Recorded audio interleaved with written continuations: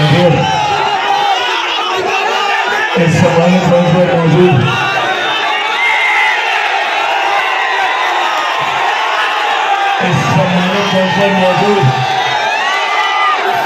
Bharatiya Janata party के प्रदेश अध्यक्ष, बिहार प्रदेश के उप मुख्यमंत्री भाई सम्राट चौधरी जी, मौजूद इस सम्मानित मंच पर बिहार प्रदेश के उप मुख्यमंत्री आदरणीय विजय सिन्हा जी, मौजूद इस सम्मानित मंच पर बिहार प्रदेश के हिंदुस्तानी अवाम मोर्चा के संरक्षक, मेरे तमाम नौजवान युवा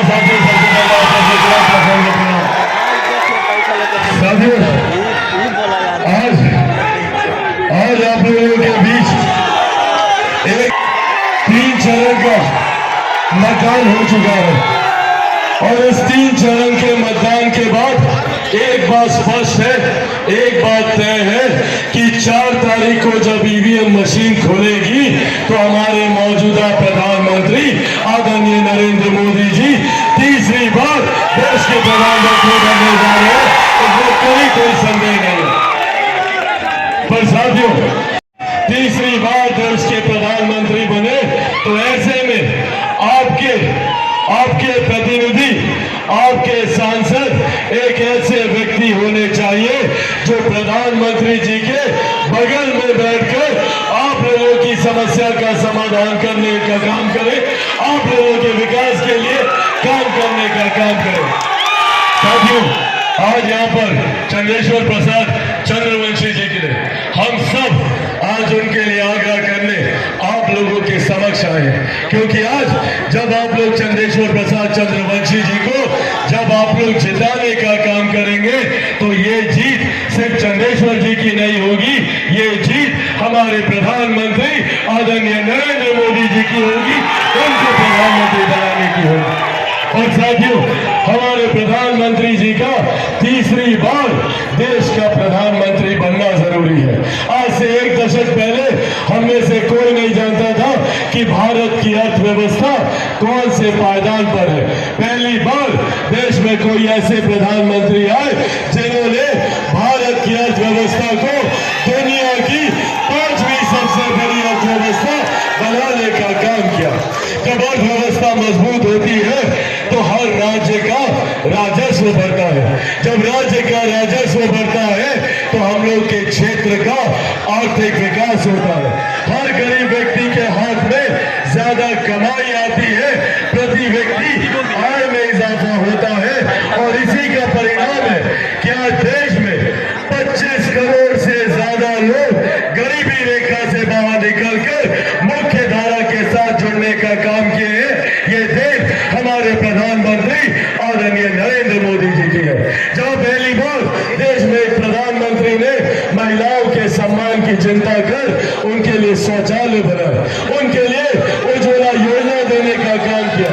पहली बार देश में एक प्रधानमंत्री ने सुनिश्चित किया कि कोई भी व्यक्ति आर्थिक अभाव में इलाज से वंचित न रह जाए। उन्होंने हर गरीब व्यक्ति के लिए 5-5 लाख रुपए का मुफ्त इलाज कराकर आयुष्मान योजना को धरातल पर उतारा। साथियों, जहां एक तरफ हमारे प्रधानमंत्री ने गरीब कल्याण के लिए हर संभव योजना बनाई, आज हम लोग को गर्व होता है कि देश की नहीं दुनिया की सबसे बड़ी गरीब कल्याण की योजना, जिसका श्रेय मैं मेरे नेता, मेरे पिता आदरणीय रामविलास पासवान जी को भी दूंगा। आज उनकी वजह से प्रधानमंत्री गरीब जन कल्याण योजना के तहत देश में 81 करोड़ लोगों को मुफ्त में राशन दिया जा रहा है। ये देश हमारे प्रधानमंत्री जी की है।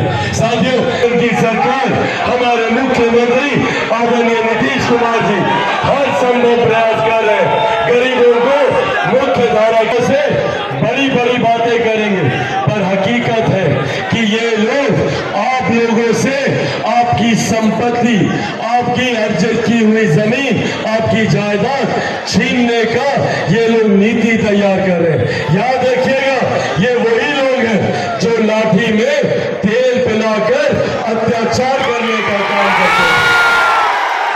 ये वही लोग हैं जो नौकरी के बदले जमीन आप लोगों की हड़पने का काम करते थे और आज तो सुनियोजित तरीके से जायदाद हड़पने का ये लोग काम करने वाले हैं।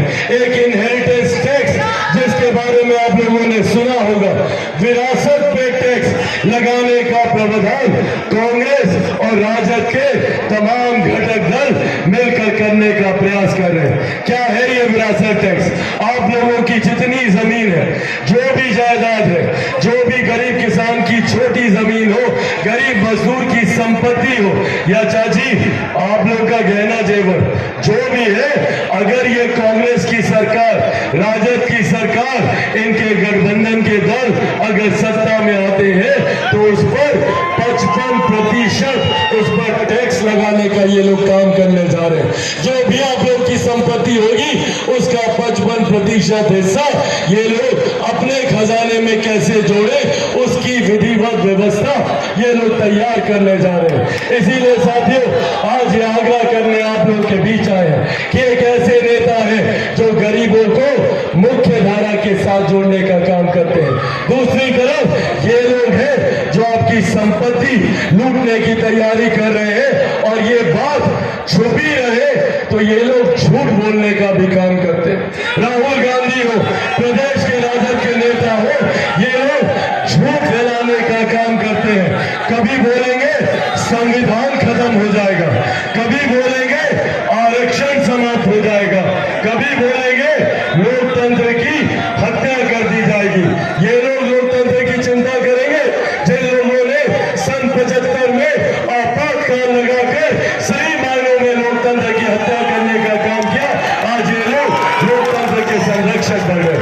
साथियों, आज आप लोगों के सामने मैं मेरे नेता, मेरे पिता आदरणीय रामविलास पासवान जी के संघर्षों की कसम खाकर आप लोगों से ये वादा करके जाता हूं कि जब तक चिराग पासवान जिंदा है, ना संविधान को कोई खतरा है, ना आरक्षण को कोई खतरा है।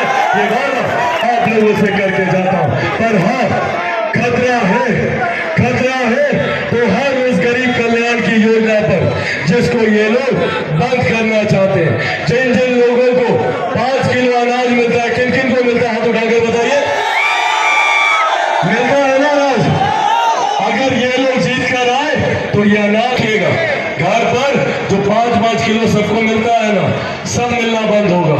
आयुष्मान जो 5 लाख रुपए तक का मुफ्त इलाज होता है, अगर ये लोग महागठबंधन वाले जीते तो वो इलाज का पैसा मिलना बंद हो जाएगा, उज्ज्वला का गैस मिलना बंद हो जाएगा, किसान सम्मान निधि मिलना बंद हो जाएगा। इस सोच के साथ ये महागठबंधन वाले लोग आगे बढ़ने का काम कर रहे हैं। इसीलिए साथियों, आज बस ये आग्रह करने आप लोग के बीच आए हैं कि आप सब लोग, जरूरी है प्रधानमंत्री जी के हाथ को मजबूत करना। जब आप लोग आगामी 1 तारीख को चुनाव है ना, हाँ 1 तारीख को है ना, 1 तारीख को जब आप लोग मतदान केंद्र जाइएगा और वहां पर जाकर कौन से छाप पर बटन दबाइएगा पहले बताइए? तीर छाप पर। जब तीर छाप पर बटन दबाइएगा तो वो बटन हमारे प्रधानमंत्री आदरणीय नरेंद्र मोदी जी को तीसरी बार देश का प्रधानमंत्री बनाएगा। एक ऐसे प्रधानमंत्री जिन्होंने तमाम विवादित मुद्दों को हल करने का काम किया, धारा 370 को हटाकर देश को एक अखंड भारत बनाने का काम किया। उन्होंने भगवान श्री राम को ऐसे ही, भगवान श्री राम 500 साल से टेंट में बैठे हुए थे। सोचिए, पहली बार देश में कोई ऐसे प्रधानमंत्री आए जिन्होंने अयोध्या में भव्य राम मंदिर का निर्माण कर भगवान श्री राम को उस मंदिर में विराजमान करने का काम किया। ये सोच हमारे प्रधानमंत्री जी की। देश की आधी आबादी को भारत की संसद में उचित प्रतिनिधित्व देकर नारी शक्ति अधिनियम को लागू करने का काम किया। तो आपका ये बटन जहां प्रधानमंत्री जी को प्रधानमंत्री बनाएगा तो वही हमारे मुख्यमंत्री आदरणीय नीतीश कुमार जी को मजबूती देने का काम करेगा, आदरणीय जीतन राम मांझी जी को मजबूती देने का काम करेगा, आदरणीय उपेंद्र कुशवाहा जी को मजबूती देने का काम करेगा और आप सबका बेटा, आपके भाई चिराग पासवान को भी मजबूती देने का काम करेगा। तो इन्हीं शब्दों के साथ आप सब लोग तैयार है ना जिताने के लिए? 1 तारीख को जाइएगा ना अपने तमाम युवा साथियों से, जाइएगा ना? जाइएगा, अकेले जाइए